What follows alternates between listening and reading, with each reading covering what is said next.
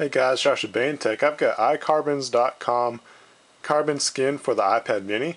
You can go to iCarbon.com and find out all kinds of different devices that you can put skins on, and very customizable. Lots of different devices to choose from as well, but you're also going to want to head over to the install video section. And for this video we're going to do the iPad mini. This is going to show you how to install both of the skins, so you're definitely going to want to watch this first and then proceed with the installation. What I like to do is to kind of have the video playing as I'm installing, so that way I'm not missing a step. One of the first things that you're going to do is to clean the surface, and whatever surface you're going to start with, I'm going to start with the back, so make sure that you clean that. Once you have the surface cleaned, you're going to want to locate reference points for installation, which is going to be your camera and also your USB connection area, where there's a slight indentation here that you can see, and that's going to help you line up the skin perfectly onto the iPad.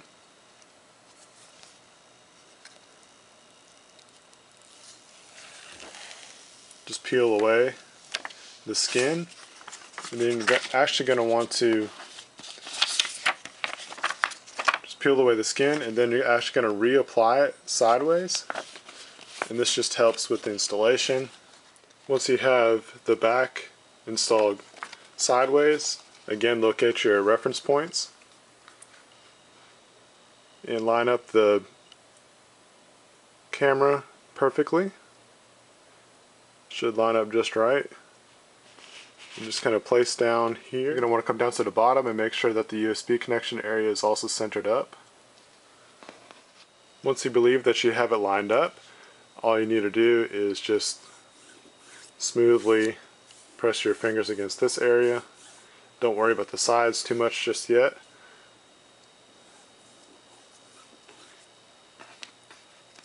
And you can go ahead and take the sticker backing off and just kind of press on down. I like to use the middle area first and then just smooth it out from the middle going to the end.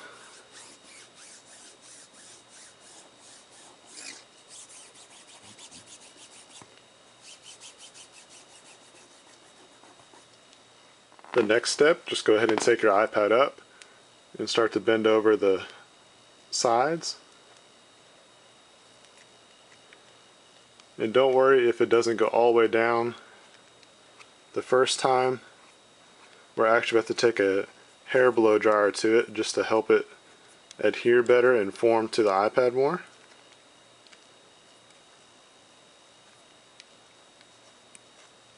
Just work away all around the edges.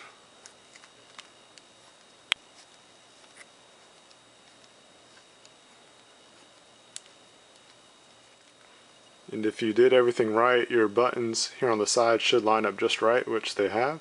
The next step, grab a hair blow dryer, put on a low setting, and you're just basically going to wrap around the edges and just kind of help press it in. One of the ways that you could tell if the installation went okay is that if you inspect the horizon of the edge, you will see if there's anything bundled up, and you just kind of take a look around and inspect it that way. The next step is to use the other side, which is the front, and you're going to notice that you're going to get a home button sticker as well. So once you're ready, it's pretty much the same kind of installation style. Go ahead and clean your screen off, and once you're done with that, you'll be ready for the next step. When you're ready, just peel this off. And just like the back, we're going to put this on sideways.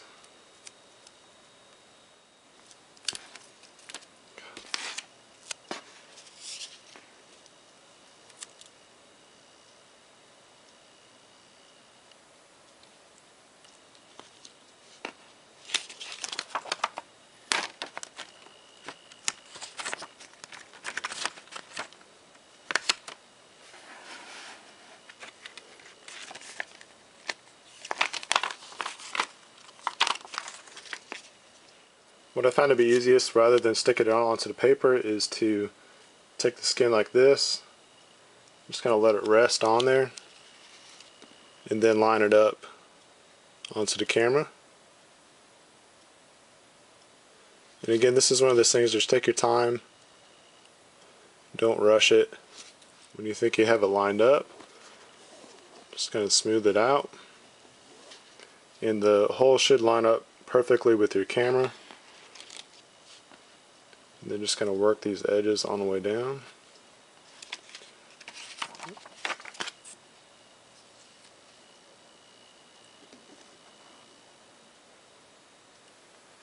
It should pretty much flow right into place on the sides, but you might have to guide these thinner lines as you go down. Everything should line up perfectly. The home button should be a perfect cutout.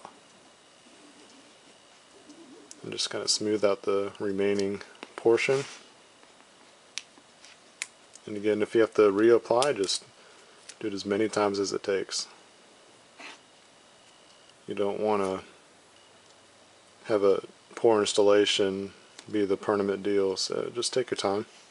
Once you got that installed, you can take your home button piece and just line it up inside the home button area. So now you have a fully protected iPad mini with iCarbons.com skin. Very cool stuff.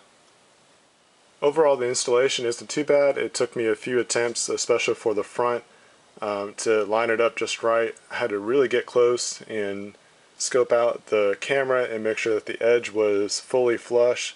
If you get this part right, the first step, the rest of it will fall in place really good and really easy. So make sure that you pay special attention to the top here, and then the rest of it will flow rather nice with it. Other than that, the installation was really easy. The blow dryer is definitely a needed item to get these edges down, so make sure that you do that step as well. This was the installation. Stay tuned for the review. Here we have the fully installed product from iCarbons.com. This is the iPad mini. Now you're going to notice that it definitely does have that carbon design. It's kind of got that zigzag look. And if we take a closer look, you can kind of see that it's got somewhat like of a woven design. So it's very cool. It's very authentic carbon material. Let's take a look around as we have this installed. You're going to notice that you get a direct cutout for your camera and also your buttons here on the side. It's very precise. There's actually hardly any kind of gaps at all. On the corner, you don't have any kind of coverage by the power button or the corner. And the same goes for the headphone jack. So you have just a little bit of exposure on the corners.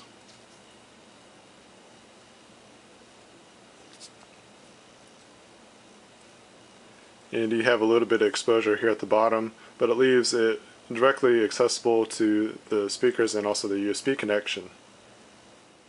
On the top where the camera is located, you're going to notice a very precise cutout for the camera and the sensor.